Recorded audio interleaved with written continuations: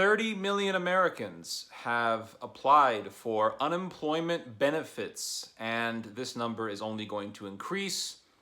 This still doesn't include all of the Americans who are unemployed or who aren't going to be unemployed and haven't applied for those benefits yet. The number is going to increase, and society is going to get crazier. Society is going to get more and more, how should I say it? Society is going to shift. Society is going to shift, and people are going to become more politically radicalized. Because when you have this sort of financial disaster and the entire system, the entire financial foundation of this country is so brittle, people are going to go closer to the dark side. They're going to leave, the establishment Democrats. They're going to leave the establishment Republicans. They are going to want something nuttier. Something farther to the right, either farther to the right than the Republicans or farther to the left of the Democrats. People are going to turn to more extreme ideologies. Not saying everyone, but it's going to become more and more popular, because when you have this sort of economic diminishment, very, very bad things will happen. And, it's it's very interesting. The entire financial foundation of modern society is extremely brittle. It is actually very fake. Today I read an article that was published by the AP, and it talked about how so many tens of millions of Americans are now unemployed. So many tens of millions of Americans want unemployment benefits. People have lost their jobs, and many people have applied for these benefits, and some of them haven't gotten the check yet, or they don't get the check until a month later.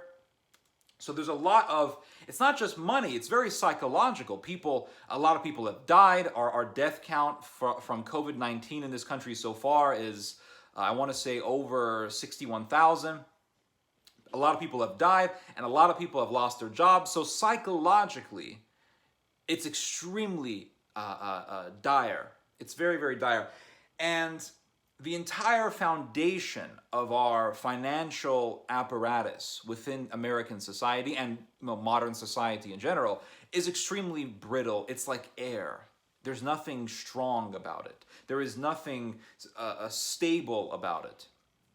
In this article that was published by the AP, it talks about this woman who got a job at Chili's like 2 weeks before the lockdown, and then bam, lost her job. Not working, and now she is asking the government for government benefits. And she said that she got a few $100s from the state, and then she got her two $600 checks in COVID-19 aid.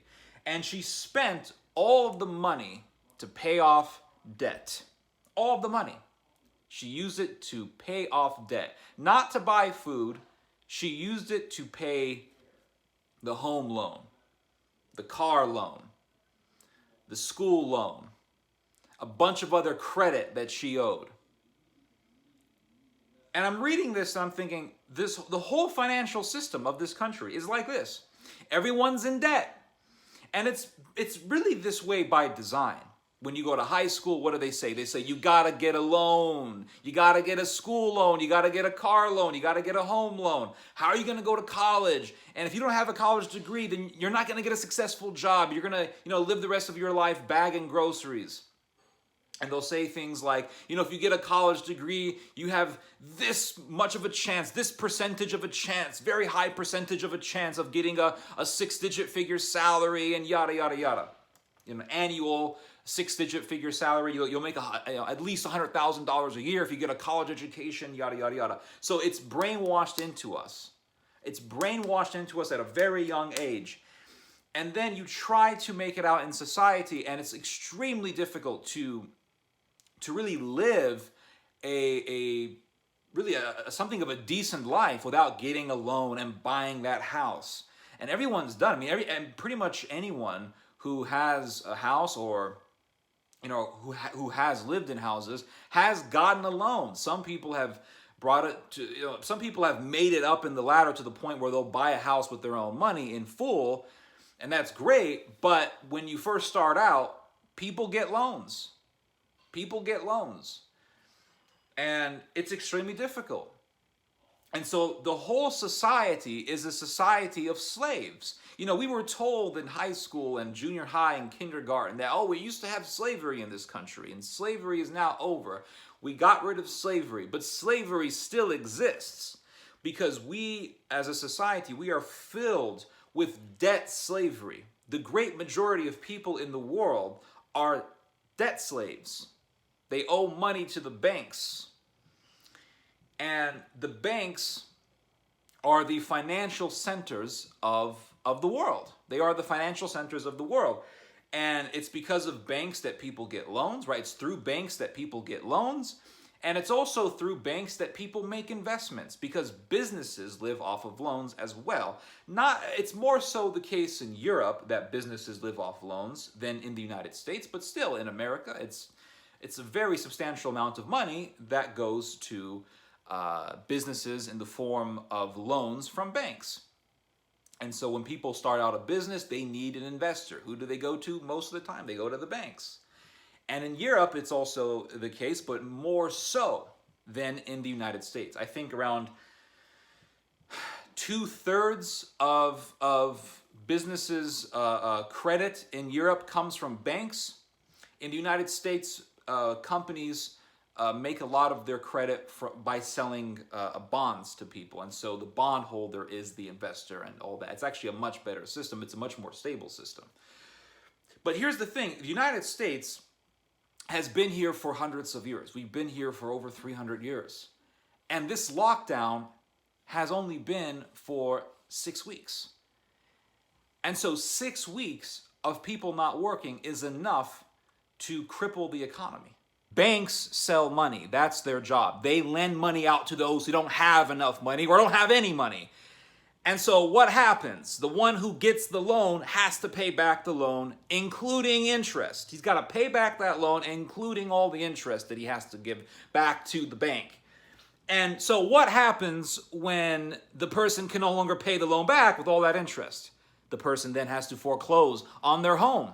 But what happens when big banks and big corporations are in financial trouble? They get bailout money. They get bailouts from the government. And the government will give, a measly $1,200 to the average person while giving out billions and billions of dollars to all these big corporations. We saw this sort of thing back in the '08 financial crisis, in which the big banks were bailed out. And people were extremely upset about this. People were enraged about this. They're like, hey, I had to foreclose on my house, but yet this big corporation, this big banking corporation gets bailed out because those big banks can't pay money back. But when the average person can no longer pay money back, he has to foreclose on his house and may end up homeless if he can't find a house for cheap rent. People are seeing this sort of thing right now, and they are already enraged.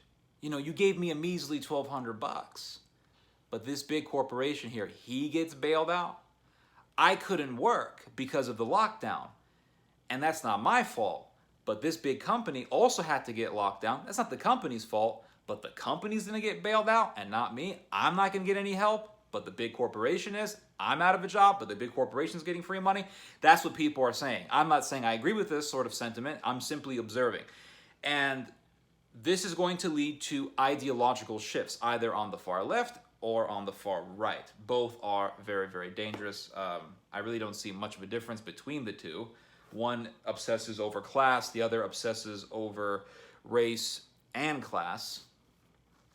And so the system is built in a way where people get taken advantage of by banks. Oh, you don't have any money? I'll lend you some money, but you got to pay me back with interest, and that interest gets compounded, and there's all sorts of slavery, really, that's taking place. And it really is quite sad. But that's just how the system is. And the system is going to be so hated that people are going to want to see a different system. They're going to hate the system and they're going to want to see it get replaced, squashed and replaced. And the replacement that people are going to want, not everyone, but a lot of people are going to want, is going to be far worse. It's going to be far worse. They're either going to want extreme left-wing socialism or they're going to want some sort of radical right-wing ideology, be it National Socialism or some sort of an anti-foreigner, pro the people, but by the people they mean the Volk, the local population, as opposed to the foreigners. The foreigners took our jobs, the foreigners took our money, etc., etc. We, the people, we, the local population, the real native population of this land, deserve government help, but foreigners don't deserve it. That sort of thinking. So people aren't only susceptible to being taken advantage of by moneylenders, but people, because of the financial crisis that takes place due to the whole system, people are then susceptible to being taken advantage of by political opportunists. These political opportunists take advantage of certain situations, specifically financial diminishment, financial depression, and then they use that to get people to turn to some sort of ideology that they want them to believe, be it Nazism, be it eugenics, be it left-wing socialism, etc., communism, all that sort of thing. And so it's a very dangerous situation. And the AP, in the article that I mentioned earlier, the AP basically says that we are returning to conditions close to the 1930s. This is what the article says, quote, more than 3.8 million laid off workers applied for unemployment benefits last week as the U.S. economy slid further into a crisis that is becoming the most devastating since the 1930s. So earlier, people were saying, we're going to see something like '08. The Europeans are going to see something akin to what happened in '09. Nah, throw all that stuff out the window. Throw that all out the window. Seriously. We are returning to conditions closer to the 1930s. Now, they're saying that economists are projecting that we're going to be seeing a 20% unemployment rate, and that's going to be very close to the 25% unemployment rate that the United States suffered during the Great Depression. But here's the thing, they still haven't included the numbers of those who are unemployed but haven't applied for unemployment. So the numbers are actually going to increase, which means it looks like we're going to be heading towards either conditions equal to that of the Great Depression or something much worse than the Great Depression. I think it's going to be worse, not just really in terms of unemployment rate, but in terms of the condition of the society. See, in the time of our great-grandparents, people still had more of a concept of community. You didn't have a house, fine, you stayed with family. People had homesteads. A lot of people gardened. People prepared for these sorts of situations. People had much more of a sense of community. People were more normal. Today, people aren't really that normal. We have a very terrible family structure, not just in the United States, but really in the modern world in general. We have a terrible family structure. Most people come from divorced households. Families are not really that divided as much. And people have much weirder ways of looking at the world. People are sicker. I don't mean physically, but like just mentally, people are sicker. So many people are on psychotic medication. A huge percentage of members of the millennial generation, my generation, are on some sort of psychotic medication, antidepressants, things like that. So it's a much more unstable situation. And people are a lot weirder today than they were back in the time of our great-grandparents, which means that the Nazis of the near future are going to be a lot worse than the Nazis of the past, because people are sicker today. Yeah, we had Joseph Mengele back in the Third Reich, but he was one guy. There weren't a whole lot of Joseph Mengeles walking around. There were a few of them that were horrific, but today we have a lot more Joseph Mengeles walking around. The Nazis of the future are going to be way worse than the Nazis of the past. The communists, the hardcore left-wing socialists of the future, are going to be a lot more sick and a lot more demented than those of the past. And those of the past were pretty bad. I mean, I'm not saying that those guys weren't that bad. Those guys were pretty freaking horrendous. The Nazis and the communists and all that stuff, they were pretty horrendous. Just look at what happened in Poland. You had communist gangs slaughtering Polish people. You had Nazi gangs in Croatia slaughtering Serbs. They killed over 1 million people, Serbs, Jews, Gypsies, etc. It was pretty horrendous. Now imagine how the future is going to look like. Now that we are sicker, more demented, more evil, we have obsessions on things that are very, very insidious, very sadistic. What people search on the internet is horrific. Like, a lot of people are into some pretty disgusting things. I don't have to describe them. You get the idea of where I'm going with this. People are just a lot more evil today.